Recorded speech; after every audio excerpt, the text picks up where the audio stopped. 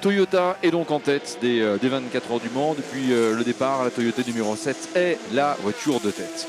Elle a bouclé 68 tours et elle devance avec 56 secondes justement d'avance la voiture sœur, la numéro 8.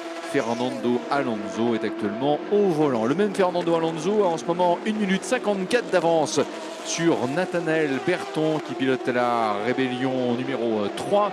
Nathanaël Berton, dernier pointage, fait attention, le Belge Stoffel Van Dorn avec la BR Engineering BR1 AER est en train de livrer, de produire un effort superbe. Excellent premier relais du pilote belge aux 24 heures du Mans au dernier pointage. Il était revenu à 8 secondes 9 de Nathanaël Berton. L'objectif, s'emparer de la place de premier LMP1 non hybride. L'écart, rappelons-le, la rébellion numéro 3 Nathanaël Berton, la BR Engineering numéro 11 pilotée en ce moment par Stoffel Van Dorn, 8 secondes 7 dixièmes. Igor Orudzev avec la deuxième des BR Engineering et 5e du classement général. Et André Lotterer est 6e avec la rébellion numéro 1. C'est André Lotterer qui pilote la voiture numéro 1 donc, mais qui a perdu malheureusement 3 tours. 7e position, voilà que le russe G-Drive Racing piloté par Jovan Neutert est passé en tête à la régulière. Elle a doublé l'Alpine numéro 36. Signatec Alpine Matmut que pilote en ce moment Pierre Thirieux, mais qui n'est pas loin, qui est à 1 seconde 7. Alors que Pierre Thirier au dernier pointage à 43 secondes d'avance sur Gabriel Aubry, le pilote de l'Oreca du Jackie Chan DC Racing, avec le numéro 38, troisième donc du classement des LMP2. Pastor Maldonado, le vénézuélien, a en ce moment 19 secondes à combler sur Gabriel Aubry pour rentrer dans le tiers 7 têtes des LMP2. Vous aurez compris que Dragon Speed est en ce moment en 4e position de cette catégorie, 10e au général.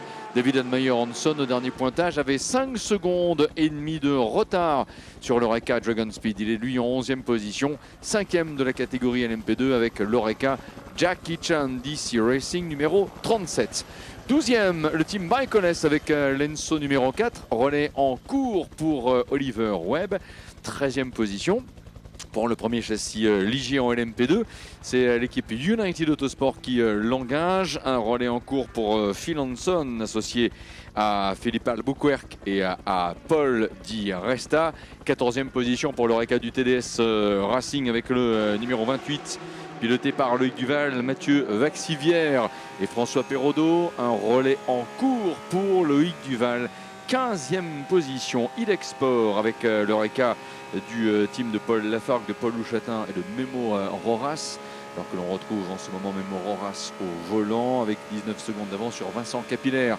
Et l'Oreca Graf Racing SO 24 donc en 16e position. Julien Canal est à une trentaine de secondes du pilote sartois. Julien Canal est avec la Ligier Panis Barthez compétition, 17e position, 18e place pour Will Oven avec la deuxième Ligier du team United Autosport. La 19e place pour le team High Class Racing et le pilote danois Denis Andersen, actuellement au volant. 20e position pour l'Oreca du RLRM Sport Tower Events avec John Farano. On va faire un tour du côté du Portugal ensuite, 21e place. Alors que l'on ravitaille en ce moment la voiture d'Igor Orudzev, on change les pneus pour la BR Engineering. Donc le Racing Team Nederland, ensuite après le team portugais Algarve pour Racing 21e.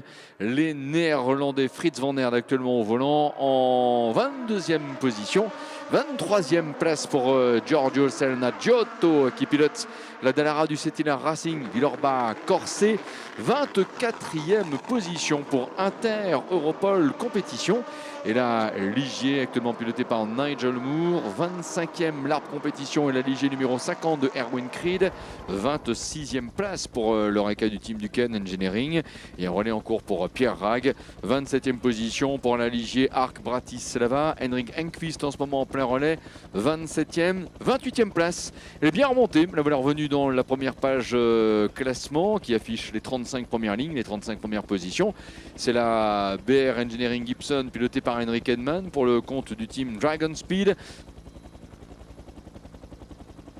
À partir de la 29e place, la Corvette numéro 63. C'est la voiture de tête dans le classement des GTE Pro avec Mike Rockenfeller qui devance en ce moment, oh là là, d'un petit rien, 9 dixièmes. On a de nouveau un match à 4 extraordinaire dans la catégorie des GTE Pro puisqu'il rassemble pour l'instant Mike Rockenfeller, Earl Bamber, mais aussi Daniel Serra avec la Ferrari F-Corse numéro 51 et Lorenz Vanthoor avec la Porsche numéro 92. Ces voitures-là se tiennent en 1 seconde et demie, les voitures du quatuor de tête de la catégorie GTE Pro. Miguel Molina pour la F-Corse est en 34e position. La 35e place pour la Ford numéro 69, pilotée par l'excellent Scott Dixon, alors que les 36e sont les pilotes Corvette Racing numéro 64. Relais en cours pour Marcel Fassler, 37e position. La Porsche numéro 91 aux mains de Frédéric Makowiecki, 38 et 39e. Les Ford de 66 et 67. Stéphane Muke pour la 66, Andy Priou pour la numéro 67. 40e position pour la BMW du BMW Team M-Tech de Jesse Krohn. 41e place pour la Porsche GT Team numéro 94 de Denis Olsen. 42e position la Ferrari Redi Competition avec Jules Gounod en ce moment. 43 et 44e les deux Aston Martin. Darren Turner pilote la numéro 95, Johnny Hannum la numéro 97 et complète le tableau en GTE Pro la BMW numéro 80. En ce moment aux mains de Nicky Katzberg, 45e à partir de la 46e position des GTE AM, emmené ce plateau par Julien Andlauer qui a récupéré la position de leader de cette catégorie devant la Ford du Keating Motorsport pilotée par Felipe Fraga, alors que nous avons 48e Lou avec la Ferrari du GMW Motorsport. 49e position la Ferrari du WeatherTech Racing pilotée par Cooper McNeil. 50e place l'Aston Martin numéro 90 du team TF Sport piloté par Charlie Eastwood. 51e position Project One avec la Porsche de Patrick Lindsay. 52e place le Clearwater Racing, une Ferrari pilotée par Matteo Cressoni en ce moment. 53e position Spirit of Race et Francesco Castellacci avec la Ferrari numéro 54. 54e place le Gulf Racing et la Porsche numéro 86 actuellement aux mains de Thomas Preining. 55e position Proton Compétition avec Philippe Pret, alors qu'en ce moment sur les écrans on est en train de continuer de suivre la bagarre dans la catégorie des GTE Pro. Et là en ce moment ça se bagarre fort avec Earl Bamber, avec Mike Rockenfeller et Daniel Serra qui attaque également le pilote Porsche pour terminer simplement le tour d'horizon des voitures de la catégorie GTE AM. Proton Compétition, la Porsche de Philippe Pret, 55e. La Ferrari de ces dames, Michel Gatting en ce moment, la danoise, 57e, 12e GTE AM.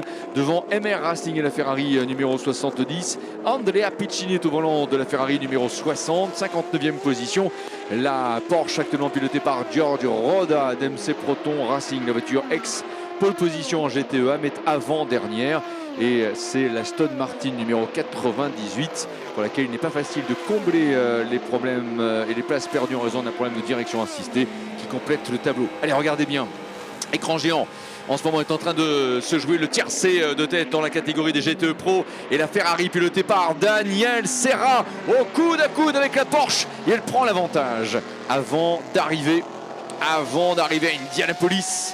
Tentative de contre-attaque de la part du pilote Porsche, mais rien n'eut à faire. Daniel Serra à l'instant, 19h09 à 19h50 de l'arrivée. Il s'empare de la deuxième position des GTE Pro.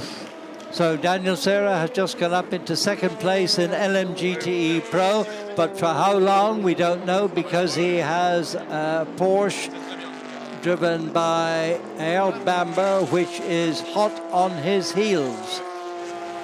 Quelques messages à 19h10. Vous commencez à avoir l'estomac creux. Bon, bah ça se comprend. Bon app pour nous, on le dira tous les ans. Mais la bonne barquette de frites et la merguez, la chipolata dessus, ça fait partie de la légende et de la tradition des 24 heures du Mans. Quel que soit le menu de ce soir, bon app et prenez du plaisir. Message sur les écrans géants.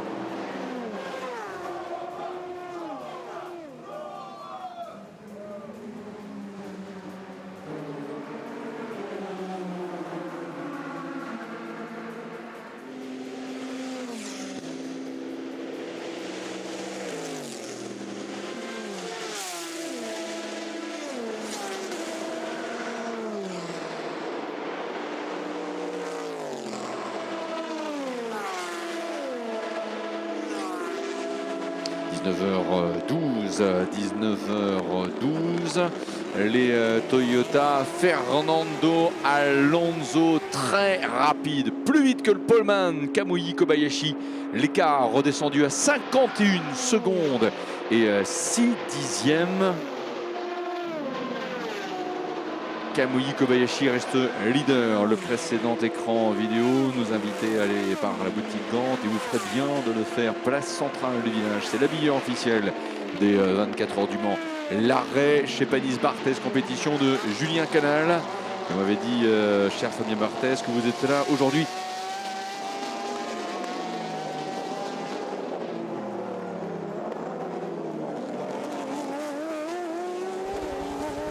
Voilà, cher Fabien Barthez, on va passer un message. Si vous avez la possibilité de nous rejoindre, on serait très heureux de vous saluer.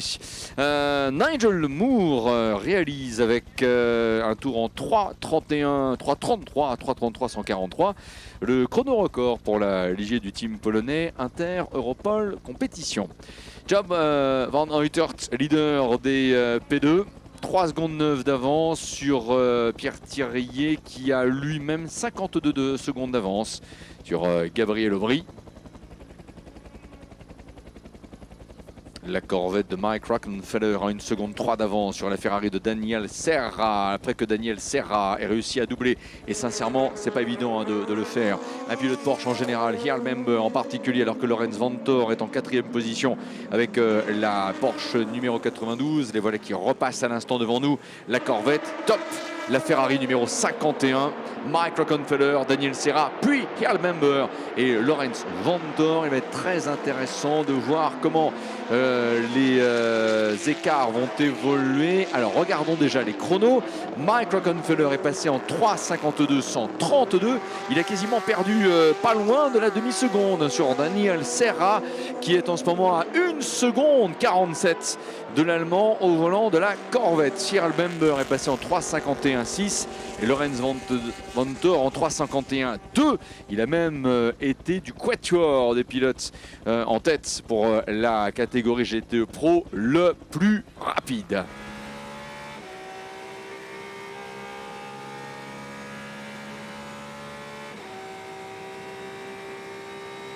19h15, un point langue anglaise avec vous David Wallron, avec la possibilité pour nous de vous interrompre en fonction de ce qui pourrait se passer en GTE Pro, surtout si Daniel Serra revient bien sur Mike Rockenfeller.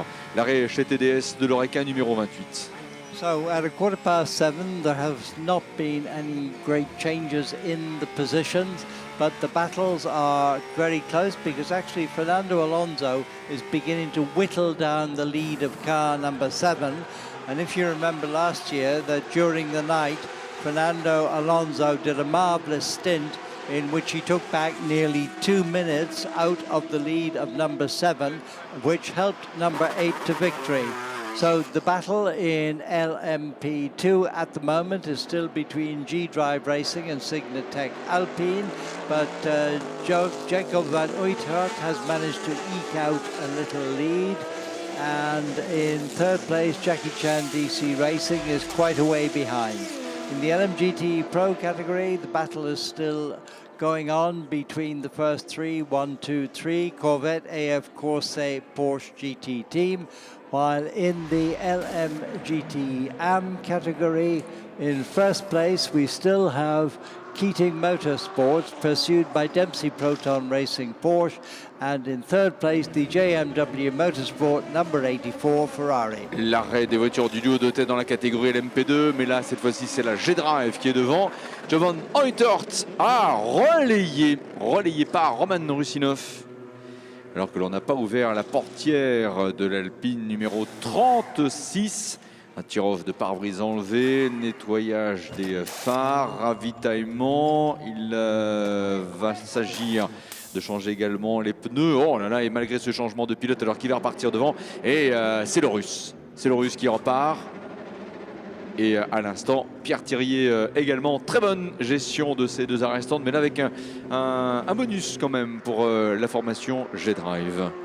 So for once it was G-Drive which won the battle in the pits, and Roman Rusinov is now in the car, and he is out of the pits, beginning to accelerate, pursued by Pierre Terrier. Les arrêts ravitaillement. Alors, on regarde bien ces images. Je crois que oui, on a carrément le postérieur là, du préposé à la roue avant gauche de chez G-Drive qui a failli avoir le tissu de sa combinaison au niveau des fesses, permettez l'expression, arraché par les ronds de l'Alpine numéro 36. Oh là, il n'y avait pas grand écart. Hein. Et le pilote là, qui enlève son casque en ce moment, mais qui avec le pouce levé nous fait signe qu'il a vécu un super relais. Eh bien, c'est le brillant jeune Job van Neutert avec l'Orus numéro 26 qui à l'instant témoigne du plaisir qu'elle a dû prendre dans la performance aussi. L'effort produit pour passer en tête et rendre donc au patron d'équipe Roman Rustinov une voiture leader dans le classement des GTE Pro. Image hélicoptère maintenant. Image hélicoptère pour suivre la triangulaire au niveau de la catégorie GTE Pro. Une voiture LMP2 à l'instant qui joue les arbitres involontaires par rapport à ce duel. C'est la voiture du Jackie Chan DC Racing, l'une des deux voitures qui en profite un instant, voilà, pour continuer de se faufiler dans le trafic. Gabriel Aubry est au volant d'ailleurs de la numéro 38, voiture qui effectue en ce moment une très belle remontée sur Roman Rustinov et sur Pierre Thirier. Gabriel Aubry tout à l'heure avait réussi quasiment à rattraper la quinzaine de secondes, d'une quinzaine de secondes, le duo de tête. Et là, alors que rentre au stand la Ford numéro 66, on retrouve l'évolution de Mike Rockenfeller, de Daniel Serra, de Earl Bamber. Quels sont les écarts? La Corvette à 1 seconde, voilà, la Corvette à 8 dixièmes maintenant. L'écart se réduit en défaveur de la Corvette. Daniel Serra et Earl Bamber sont à 8 dixièmes et 1 seconde 191. Et n'oublions pas Lorenz Vanthoor. C'est pas une triangulaire, hein, c'est carrément un match à 4. So once again, GTE Pro is living up to all its promises because the gap between the four cars that are fighting for the lead, the Corvette, Ferrari and the two Porsches, is around about 1.5 seconds, and this is really providing absolutely marvelous entertainment. Et attention, un deuxième arrêt en rien de temps pour la numéro 10, la BR Engineering, qui redescend dans le classement. Renger van der Zandt, c'est presque un deuxième arrêt consécutif, et s'il n'est pas consécutif, il n'y a eu que très peu de tours entre les deux passages par les stands pour la BR Engineering Dragon Speed Gulf. So it looks like number 10, the BR Engineering BR1 Gibson in Gulf colours, has a problem again because the car has come back into the pits after a very short period out on the track, so it certainly isn't a routine stop. But now in the LMGTE Pro category, the four cars are almost lined up one behind the other, which promises a further thrills ahead. Un drapeau avertissement à Charlie Eastwood avec l'Aston Martin numéro 90. Le quatuor infernal, l'escadrille des voitures qui dominent le GTE Pro passe le virage d'Indianapolis. Mike Rockenfeller envoie de toutes les couleurs dans ses rétroviseurs. Daniel Serra serre les freins au maximum pour passer le virage d'Arnage et continue sa remontée. En fait, c'est assez extraordinaire. Il a avec lui une certaine une dynamique positive. Il y a quelques instants, il a réussi à placer sa Ferrari devant la meilleure Porsche dans le GTE Pro. Et là, il tente de revenir sur la Corvette et se dit, si je dépasse la jaune, je serai leader de cette catégorie. Mais on le voit dans le stand Corvette, on perd pas le sourire alors que les visages sont plus tendus quand même chez F Corset. Et là chez Porsche on se dit, ouais, elles vont vite hein, quand même les américaines et les italiennes. Mais c'est bien, c'est ce que l'on attend. On rappelant que la première Ford est la numéro 68 avec Joy M qui est à 15 secondes de la Corvette. Ah, attention, information des débris au virage de Mulsanne. Signale la direction de course alors que nos voitures reviennent à l'instant. Le quatuor Rockenfeller, Serra, Bamber et Vanthoor qui a passé le virage du raccordement. Oh là là, avec derrière une BR Engineering numéro 17 qui avait une trajectoire un petit peu louvoyante en passant justement. Les débris, c'est un contact entre la Ligier, l'Arp Compétition et la Ford numéro 69 de Scott Dixon qui voulait faire l'intérieur, en tout cas qui a été la trajectoire antérieure, et Erwin Creed justement était lui un petit peu plus en ouverture, positionné à gauche par rapport au virage de Mulsanne, mais ouais, peu probable qu'il avait dans les rétros, vu qu'il n'y avait pas assez d'écart entre sa voiture et la Ford pour éviter effectivement le contact. Et c'est ce contact-là qui est à l'origine des débris signalés à Mulsanne par les commissaires.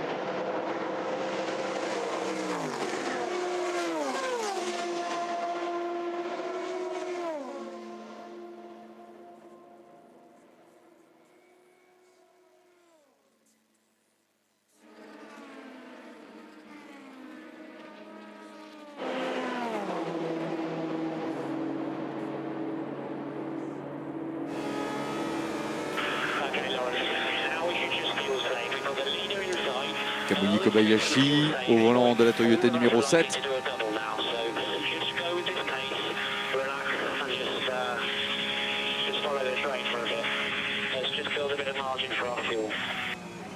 Kamui Kobayashi dans son 75e tour. Et calculons les écarts par rapport au précédent arrêt. Alors que rentre au stand, plusieurs voitures, dont Jesse Krohn avec la BMW, Nigel Moore également, Chater Europol. L'on signale que dans 2 tours, les Toyota devraient s'arrêter. Mesdames et messieurs, nous avons avec nous un monsieur qui nous impressionne par sa fraîcheur, son âge, et qui va même prendre un micro. Vous savez qu'en 1959, il y a eu une victoire en 24 heures du Mans en Aston Martin, mais il y a également eu beaucoup de beaux résultats avec un certain John Turner qui, en fait, en 1959, mesdames et messieurs, a remporté sa catégorie et qui, aujourd'hui âgé de 95 ans, nous rend visite. Bonjour monsieur. Bonjour. Vous parlez un petit peu français, John Turner? Very pleased to be here. Très content d'être là, David, c'est ça? Magic, I call it Magic Le Mans, with this tremendous atmosphere, and it's never lost it. When I came here in 1959, it was there then, and with all the buildings that have gone on, the changes, the tremendous atmosphere is still here. David. The best race in the world. Oh I yeah. call it. Oui, c'est la meilleure course au monde et je trouve toujours que la même ambiance règne. Je suis venu ici en 1959 et déjà à l'époque, c'était déjà magique, mais malgré le fait qu'il y a eu beaucoup de changements, des bâtiments qui ont été construits, le circuit, les 24 heures du monde gardent toujours leur magie. David, demandez à John Turner quelle voiture il pilotait en 1959 et quel résultat à l'arrivée il a décroché. John, what car were you driving in 1959 and what result did you score at the end of the race? It was an AC Bristol, and we came first. We came second overall and first in the class. It was a little bit like the hare and the tortoise. And as you know, Salvadori and Carroll Shelby won in the Aston Martin. And I congratulated them after the race. And Carroll was more than interested in the AC. And he asked me lots of questions. And about 2 weeks later, he was at the factory in Surrey and asking them to stretch it, pull it, and put a nice big 4.7 engine in. On va traduire dans un petit instant. David, stay with us, sir, because on the track there is a great fight en tête de la catégorie des GTE Pro et on va le vivre en même temps.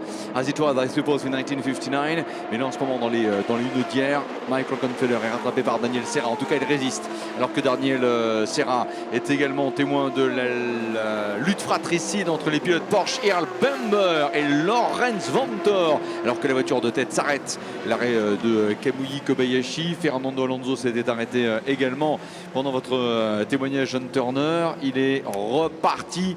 L'arrêt de la voiture de tête alors que l'écart entre les deux Toyota était redescendu à 55 secondes. Qu'en est-il de l'explication en ce moment? Après le virage de Mulsanne, Mike Rockenfeller reste bel et bien leader devant Daniel Serra, devant Earl Bamber et devant Lorenz Vanthoor. Et la Toyota numéro 7 repart. David, que nous disait effectivement John Turner?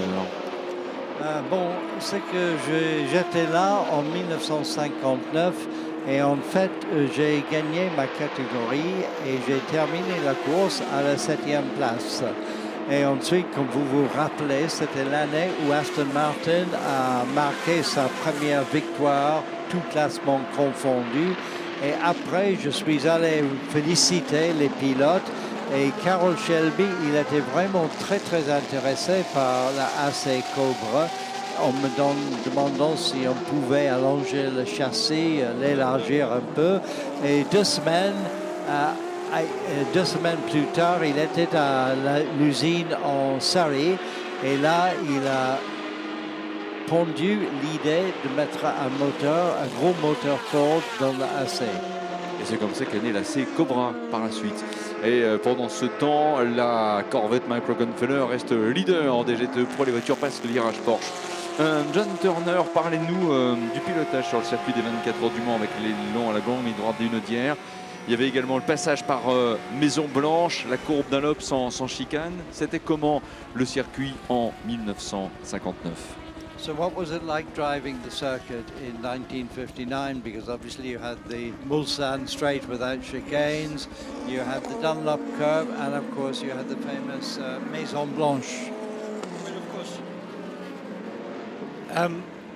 First of all, I was, having only done club races in England, 5 and 10 laps on a small circuit, and I suddenly realized what was ahead of me. The AC was 230 and the Mulsanne. And but it ran very well the whole of the 24 hours. And my co-driver and I, we did 4 hours on it through that period. And there was only a couple of incidents. One I aged rather because I was following a Maserati overtook me just before the Dunlop Bridge, and Allez-y, traduisez David, parce qu'il faut qu'on revienne sur la course en tête. En fait, à cette époque-là, 1959, c'était vraiment très différent. Moi, je suis arrivé ici parce que je n'avais fait que des petites courses en Angleterre, des courses de club, et je suis arrivé ici sur cet énorme circuit. Mais je dois dire que notre voiture, la AC Bristol, a vraiment très bien marché sur le circuit. C'était pas très rapide, on dépassait à peine les 200 km à l'heure sur la ligne droite. Merci beaucoup pour ce témoignage, John Turner. Thank you very much for coming. Congratulations to you and see you soon another time. well, thank you very much, and I do appreciate all you've done over here. Merci, et merci pour ce très bon témoignage. Merci également à Orbert Sarra et John Turner. Et 95 ans pour un pilote vainqueur de classe à l'arrivée des 24 heures du Mans 1959. Allez, on va continuer de regarder ce qui se passe naturellement en tête de ce classement de la course. Attention, freinage du virage de Mulsanne et Mike Rockenfeller livre bataille, résistant en tête pour évidemment conserver cette position de 28e au général, mais surtout de numéro 1 dans le classement des GTE Pro. Daniel Serra toujours en deuxième position sous le regard de Earl Bamber et de Lorenz Vanthoor avec les Porsche qui sont juste derrière, alors que l'on a également une remontée de Stoffel Vandoorne. Et attention, Daniel Serra avant Indianapolis en direction de la courbe qui s'est déporté sur le côté gauche de la piste. Mike Rockenfeller qui veut, non, qui laisse passer la Ferrari à la régulière. 19h32. Une Ferrari passe en tête des 24 heures du Mans. Mike Rockenfeller n'a rien pu faire. So we had a change of leader in LMGTE Pro because Mike Rockenfeller got past the Corvette on the run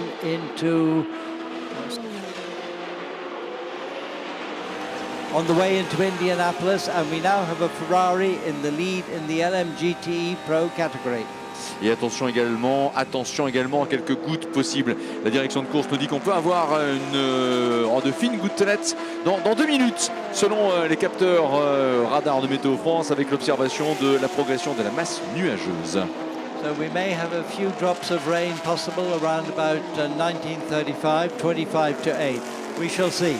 Roman Rusinov, leader de la catégorie des LMP2 en 7e position avec Pierre Thirier à 4 secondes. Gabriel Aubry, l'excellent 3e de cette catégorie à 37 secondes en ce moment de l'Orus du team G-Drive. Attention également, donc AF Corset est passé au commandement. Continuons de suivre aussi la remontée de Stoffel Van Dorn sur Nathanaël Berton au dernier pointage. Au dernier pointage, les 2 premières LMP1 essence non hybride étaient séparées de 8 petits dixièmes. L'arrêt de Earl Bamber qui laisse ainsi la 3e place des GTE Pro. La 3e place des GTE Pro à Lorenz Vanthoor. La Dallara numéro 47 s'arrête également. C'est la voiture du Cetilar Racing. Villorba Corse. Et la Ford numéro 85 du Kitting Motorsport avec Felipe Fraga est toujours en tête de la catégorie GTE-AM, 45e du général. Fernando Alonso est très rapide et croyez-le bien, c'est pas parce que c'est de Fernando Alonso de par son palmarès que l'on parle ainsi souvent de lui, mais il est rapide. L'écart repasse à 48 secondes 9 sur Kamui Kobayashi, le japonais portant poleman, alors que l'Amnil Jani fait quelques étirements avant son premier relais. André Lotterer est en 6e position. Quant à Nathanaël Berton et Stoffel Van Dorn, vous les voyez en ce moment qui passent l'enchaînement des virages du karting, le Corvette Corner à l'instant. L'écart, il est de 9 petits dixièmes. Alors attention à l'Orus de l'écurie G-Drive, Roman Rusinov en plus, qui lui est le leader de la catégorie des LMP2, qui se retrouve pris en sandwich entre la Rébellion et la BR Engineering, avec à l'instant Stoffel Van Dorn, voilà, qui a joué des appels de phare. L'écart repassé à 9 dixièmes, même si sincèrement le placement sur la piste de l'Orus de Roman Rusinov était irréprochable. Là, ouais, c'est vrai que Nathanaël Berton peut dire merci au chef de file du G-Drive Racing. So we just had, Stoffel Van Dorn perhaps taking advantage of the fact that him and the car he was chasing, the number 3 Rebellion, the car didn't get in the way because Rusinov managed to get out of the way of these 2 cars that are battling for 3rd place in LMP1, but it did just help Nathaniel Burton a little, because at the moment Stoffel Van Dorn is putting a lot of pressure on him.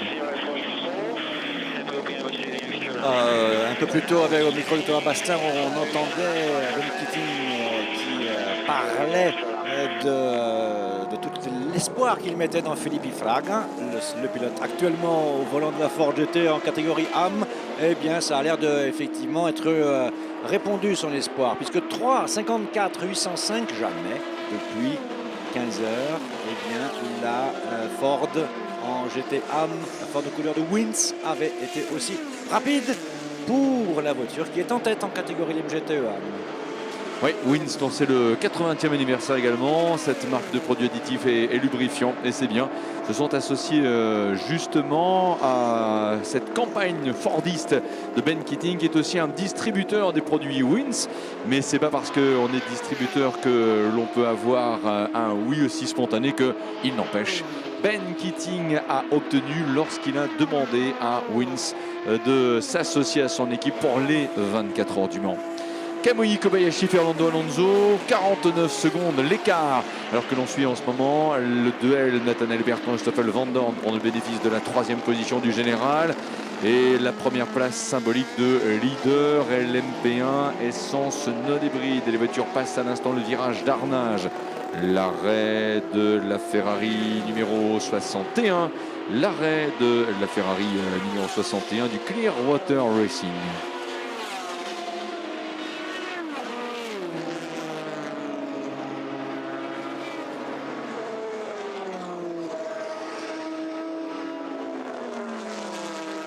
Sébastien Bourdet au volant de la Ford numéro 68. Sébastien Bourdet au volant de la Ford numéro 68.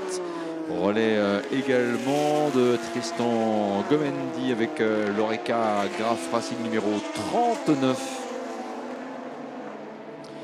Et regardons également les partenaires pneus dans la catégorie LMP2. Rappelons que Horus roule en Dunlop. Et avec le numéro 36, l'Alpine roulant Michelin. Donc pour l'instant, LMP2, avantage Dunlop. Et Bruno Van de Stick, nous avons eu l'arrêt de Scott Dixon avec la Ford GT numéro 69, qui est la Ford la mieux placée dans la catégorie GT Pro et qui par conséquent dégringole au classement là, avec un arrêt d'une place seulement. Et c'est donc désormais la Ford numéro 67 qui est la mieux classée. Elle est 31e du général et 4e de sa catégorie. Une voiture qui rentre dans les stands également, c'est avec le numéro 17, la BR Engineering de Egor Orudzev. Va-t-on avoir un changement de pilote? Pas sûr, non, ce n'est apparemment pas. Ah si, voilà. Je suis en train de me dire, ça faisait peut-être quelques minutes quand même que l'on retrouvait Egor Orudzev. Attention, les commissaires. Poste 30, virage Porsche. Il y a de la poussière. Une voiture a peut-être effectué un tête à queue, traversée de bac à gravier au virage Porsche. Mouvement de caméra, quelle est cette voiture? L'Aston Martin 98. L'Aston Martin numéro 98, Paul Dalla, parti en tête à queue au virage Porsche. So Paul Dalla has just spun the number 98 Aston Martin in the Porsche corners. Une voiture qui avait déjà connu des problèmes de direction assistée et qui l'avait fait chuter au classement, dernière position et pas évident de remonter justement les places.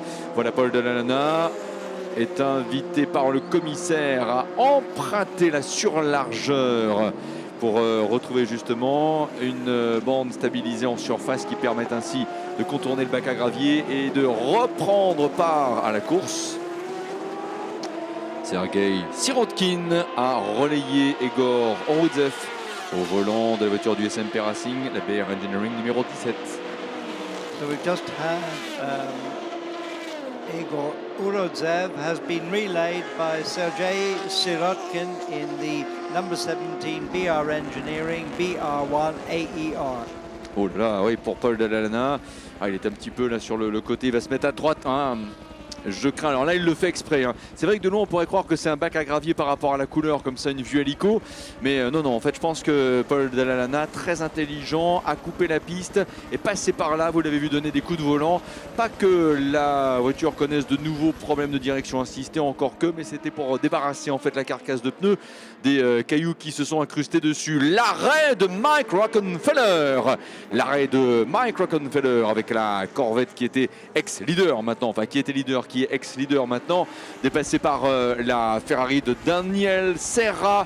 Et c'est ainsi un pilote Porsche, Vincent Cerruti, qui passe en deuxième position des GTE Pro.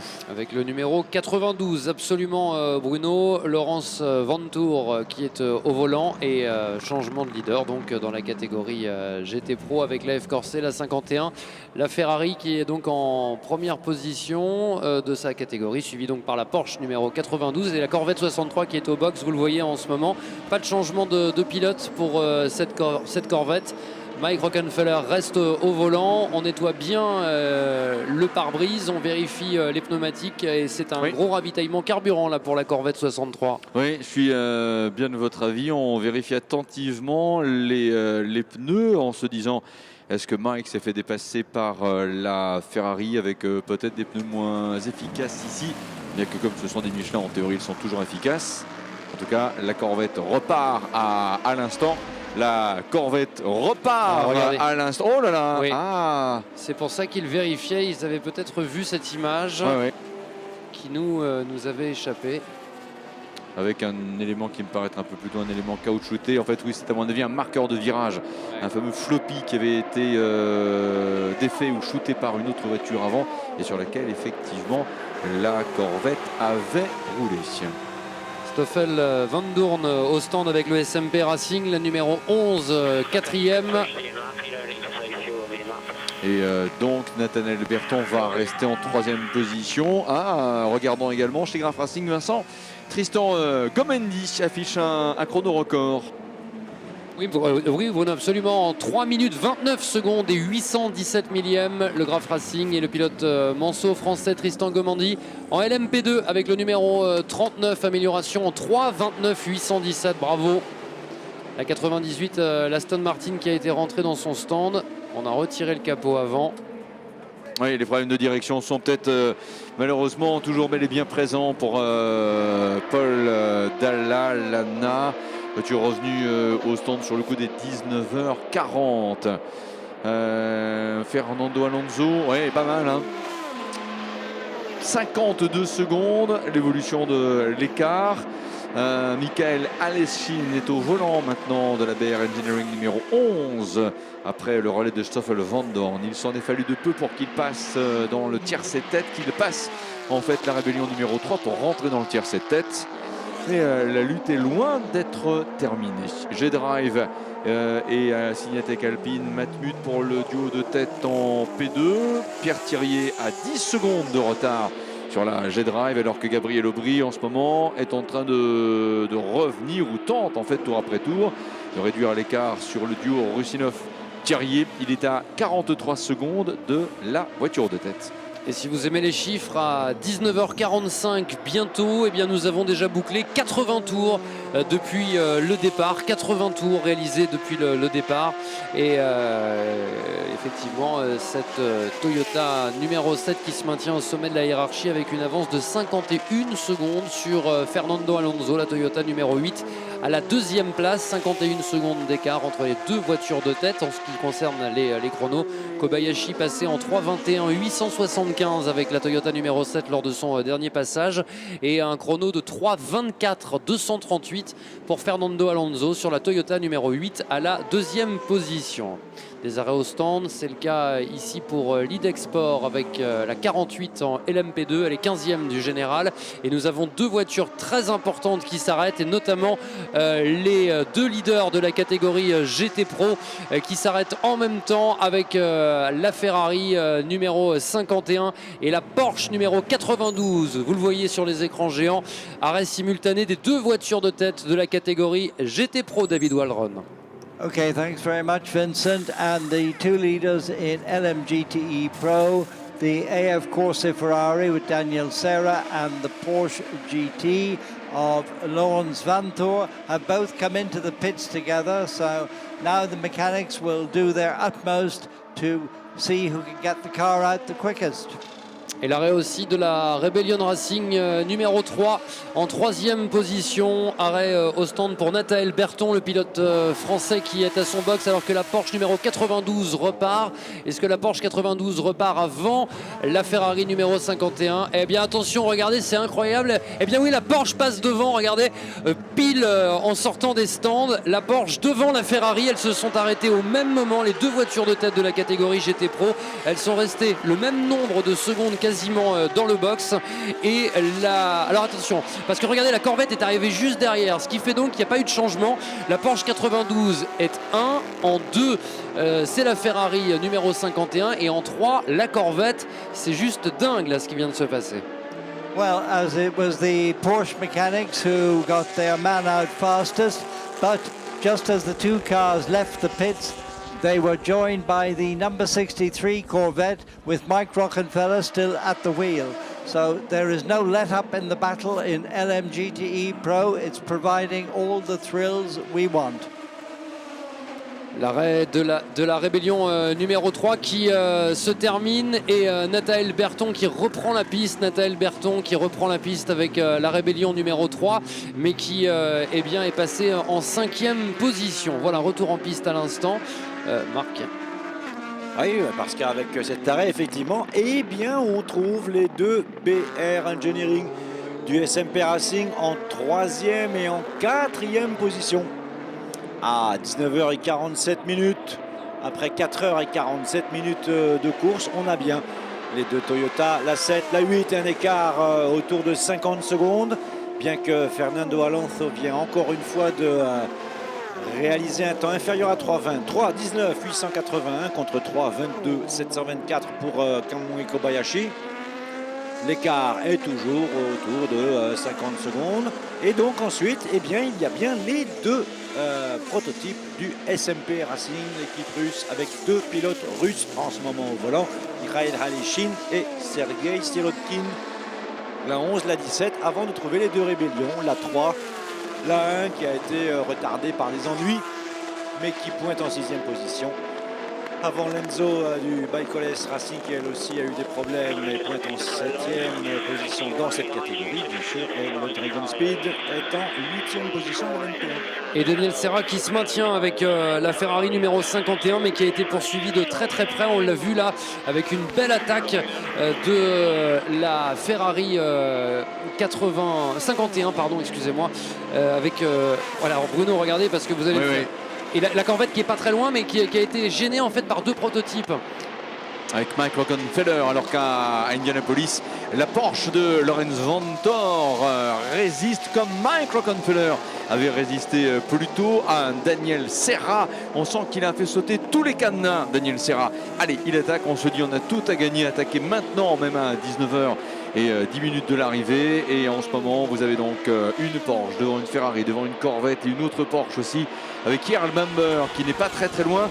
Et Vincent, signalons que Sébastien Bourdet est en tête des pilotes Ford en étant 32e du général, 5e de catégorie, mais l'écart un petit peu plus important pour le voir apparaître dans le cadrage de la réalisation avec en fait 27 secondes de retard entre en ce moment Lorenz Vanthoor à la Porsche leader de catégorie et donc Sébastien Bourdet.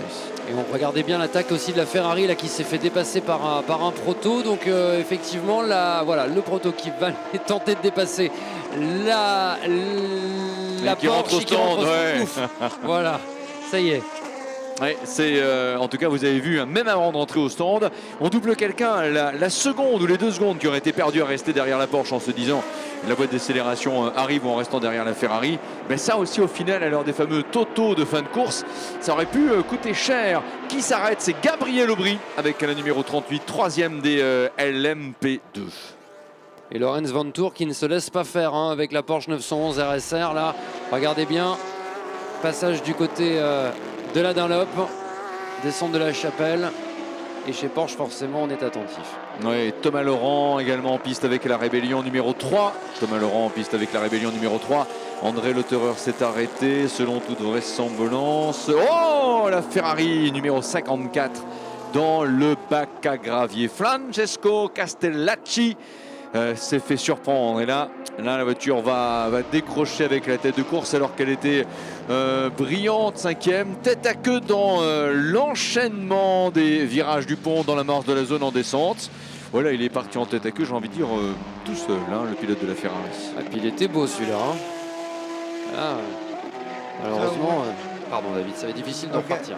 Okay, I was just going to say that we have seen number 54 spin into the gravel trap, Francesco Castellacci, and I'm afraid he went off all by himself in the Porsche curves, and we have a double yellow at Marshall's post 32 at the moment, and it will take a tow truck to get him out of there. Ouais, elle est bien dans le gravier la voiture. Alors plusieurs options et là on va avoir une full course yellow dans un petit instant, de sorte à ce qu'un engin de levage vienne sortir à la Ferrari du bac. la remettre sur le bas-côté avec la fameuse surlargeur et voir d'abord si le moteur repartira. Je pense qu'il ne devrait pas y avoir de problème à ce niveau-là si la Ferrari n'est pas endommagée. Et en tout cas, c'est clair que là, le pilote doit trouver le temps vraiment long. Francesco Castellacci est donc parti en tête à queue dans l'enchaînement des virages de la nouvelle portion, juste après le virage du pont.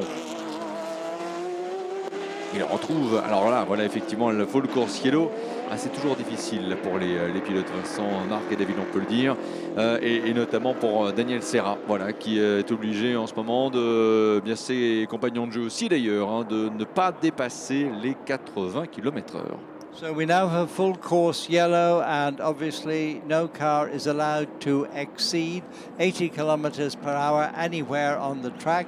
What it will do, it'll bunch up the leaders in LMGTE Pro, and it will put them even closer, as it were. So it'll be very interesting to see what happens on the restart. Alors là, c'est intéressant parce que effectivement, les 3 voitures de tête de la catégorie GT Pro, à savoir la Porsche numéro 92 en 1, la Ferrari numéro 51 en 2 et la Corvette numéro 63 en 3, eh bien regardez, sont toutes les 3 à 80 km/h. Ça veut dire que dès lors qu'il y aura un drapeau vert et qu'ils sortiront de la slow zone, eh bien c'est une nouvelle course qui va redémarrer pour eux. Et là, on imagine qu'ils sont en pleine communication avec le stand pour vérifier la température des pneumatiques, vérifier la bonne conformité de la voiture, tout simplement, si tout se passe bien, quelle est la stratégie, et les pilotes qui respirent un peu là, qui peuvent se détendre quand même. Et non, mais c'est vrai parce que ça doit être. Franchement, on a affaire à des champions, quoi. C'est impressionnant Le niveau de performance, ah ouais, vraiment. Ah, physiquement, là, il faut les tenir, hein, les relais. L'arrêt de Lorus à l'instant du G-Drive Racing. Le ravitaillement de Roman Rusinov. Alors, Roman Rusinov, l'arrêt de cette voiture après, me semble-t-il, son 79e tour. On va vérifier si éventuellement il a un petit peu anticipé le ravitaillement ou pas. En tout cas, ça se passe bien. Oui. Non, l'arrêt était prévu, on l'a vu de toute façon avec le personnel qui n'a pas été surpris par l'arrêt de Roman Rusinov et l'arrêt de l'Alpine, oui, confirmation, donc là aussi puisqu'elles se sont toutes les deux toujours arrêtées ensemble. Et donc voilà l'arrêt de l'Alpine. Alors tout à l'heure on avait procédé à un changement de pilote chez G-Drive et chez Alpine. Eh bien non, Pierre Thirier reste au volant. Ah voilà, on est en train de dégager la Ferrari numéro 54. Regardez les commissaires de piste avec le véhicule d'intervention qui sont en train de soulever la voiture pour la remettre soit dans le sifflet du circuit, soit directement sur la piste. Et l'on revoit le triple tête à queue de cette Ferrari numéro 54. Oui, c'est surprenant d'ailleurs parce que je me demande s'il n'y a pas une crevaison à l'avant gauche parce que la voiture avait l'air d'être bien, la vitesse paraissait pas mal, c'est presque surprenant ce tête à queue, surtout qu'au volant de cette voiture, Francesco Castellacci est un pilote de talent, surprenant. Y a-t-il un bris de quelque chose, une rupture de quelque chose au niveau des éléments de liaison avec le sol pour la Ferrari? Sincèrement, la question mérite d'être posée. Bonne nouvelle, c'est qu'il n'est pas très loin des stands, cela dit. Pardon, Marc. Non, je vous en prie. C'est vrai que quand on regarde l'image, quand on est en full course yellow, on a l'impression qu'on a mis un slow motion sur toute l'image.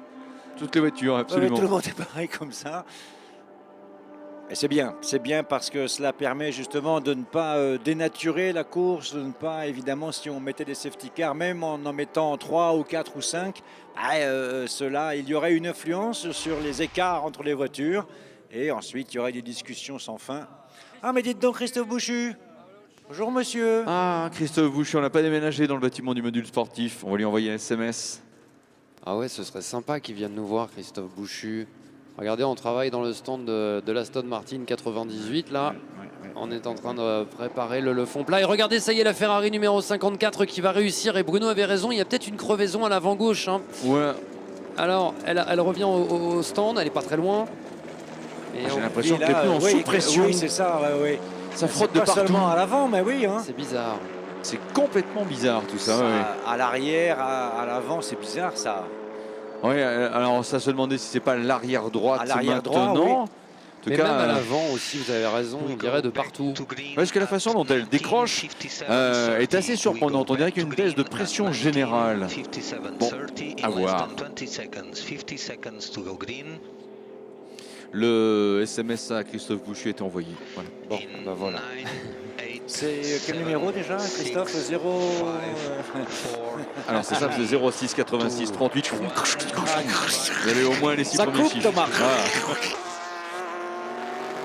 Et drapeau vert, ça repart. 19h02.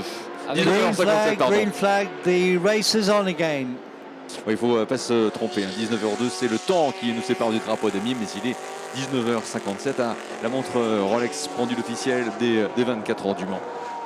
Et Lorenz Vanthoor qui en a profité évidemment pour s'élancer très très vite. Regardez la Porsche là qui prend de l'avance en pleine ligne droite des Hunaudières, alors que la Corvette va peut-être tenter une prise d'aspiration dans quelques instants. Mike Rockenfeller sur la Ferrari AF Corse numéro 51. On tente la prise d'aspiration, on va le savoir dans quelques instants avec la première chicane, et elle revient à son stand pendant ce temps, la Ferrari numéro 54. Et c'est incroyable, on a l'impression qu'elle est crevée de partout. C'est fou ça. Regardez, on a l'impression que la voiture, le fond frotte, il n'y a plus d'air dans les pneus. On dirait nous, C'est rare, hein. on dirait nous un dimanche soir de 24 Allez, heures. et regardez, l'Oreca derrière du Jackie Chan d'ici Racing numéro 37, alors qu'elle est en ce moment avec David Edmeyer Hanson.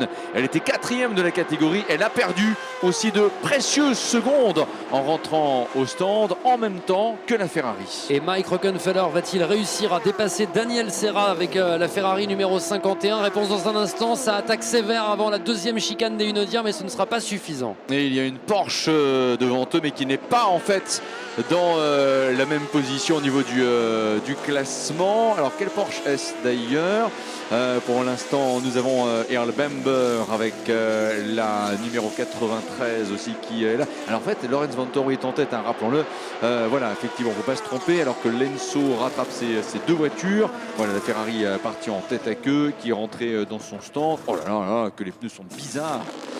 Et donc Amundsen, c'est à l'instant la Corvette que l'on voit, qui est toujours dans le sillage de la Ferrari, mais n'oublions pas que c'est bien la Porsche de Lorenz Vanthoor, hein, donc la voiture de tête en GT Pro, qui est en ce moment justement dans la ligne de mire et du pilote de la Ferrari et du pilote de la Corvette.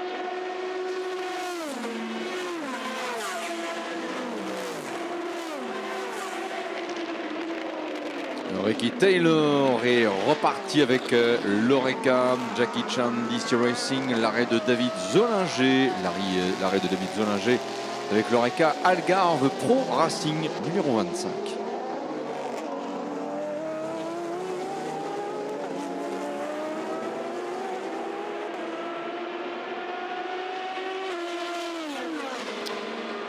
L'arrêt du pilote russe Russinov avec le G-Drive Racing, c'est un arrêt important puisque nous avons l'arrêt des deux voitures leaders de la catégorie LMP2, la Signatec Alpine Matmut numéro 36 qui s'arrête en même temps que la 26. Patrick Thirier qui elle non. Il se passe des choses dans l'effet Pierre Thierry en fait, hein, Vincent, mais je trouve aussi assez étrange l'arrêt des deux voitures. Alors est-ce que c'est en raison voilà, l'Alpine toujours à son stand, le Russell est reparti, et alors bonne nouvelle, Christophe Boucher nous cherche dans le bâtiment.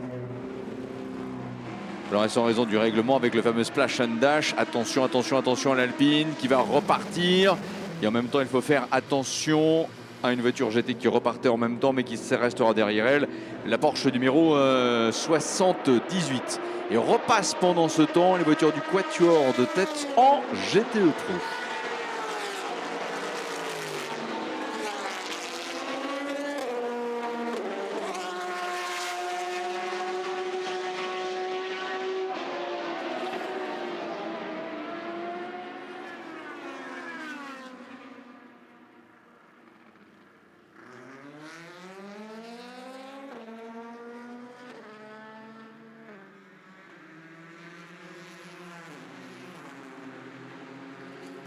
Et confirmation chez Alpine, changement de pilote, le premier relais de André Negrao avec le numéro 36. Les pilotes qui sont en relais en ce moment en LMP2, toutes les LMP2 sont concentrées de la 8e à la 27e place du classement.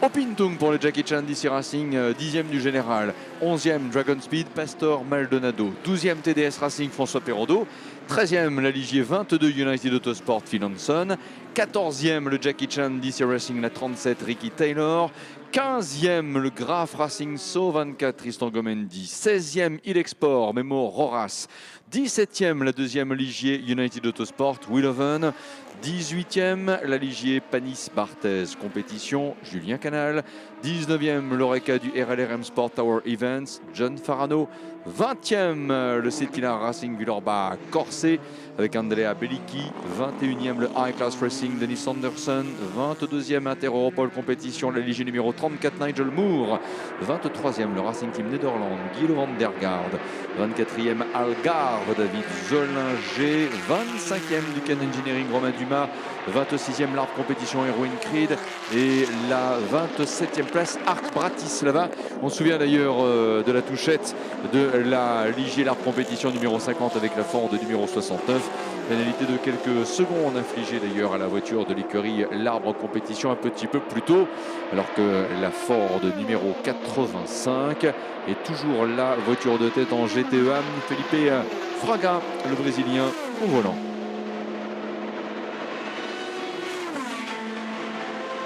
Regardez la bagarre là entre la Porsche et la Ferrari, c'est absolument génial là, regardez bien, et c'est la Porsche qui l'emporte qui se maintient effectivement en tête de la catégorie GT Pro.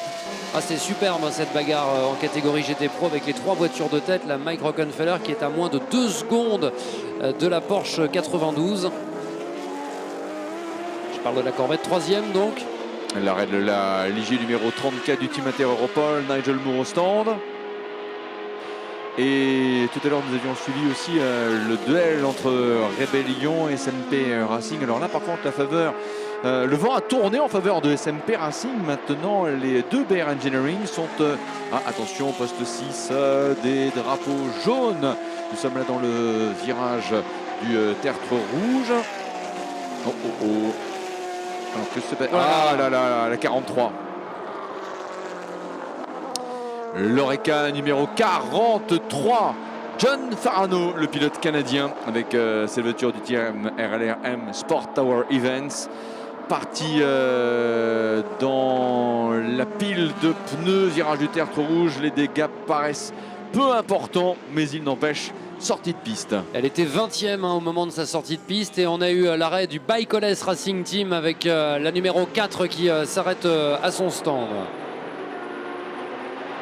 So we have number 43, in fact, who has just gone off in the Tertre Rouge SS. He hit the tyre barrier, but very gently, and it was John Farano at the wheel, and at the moment he's trying to get the car going again, but he's only succeeding in bogging himself down in the gravel. Mesdames et messieurs, nous l'attendions et il a gagné la course dans les étages du module sportif pour arriver vite jusque-là. Quel bonheur de réentendre sa voix. Il nous a manqué un petit peu ces derniers temps. Je suis juste un petit peu déçu qu'il ait un blouson avec lui et pas une combinaison de pilote, alors qu'il pourrait largement reprendre un volant. C'est Christophe Bouchu, bien sûr vainqueur en 1993 avec la Peugeot 905. Salut Christophe, bonjour, bienvenue. Bonjour Bruno, bonjour à tout le monde. Parle bien près du micro, Christophe. Ça fait bien plaisir d'être ici au Mans. Ouais, c'est bien, c'est de l'émotion. Bah écoute, c'est toujours en tout cas le même plaisir de venir ici au Mans. Alors Christophe, tu restes avec nous si tu veux bien.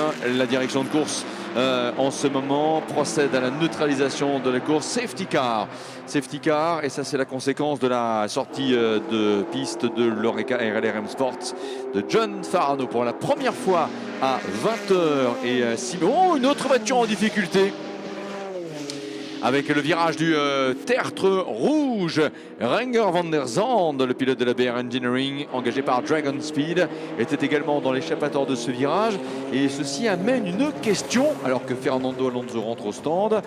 C'est aussi au tertre rouge qu'il y a eu la sortie de la voiture du team RLR M Sports.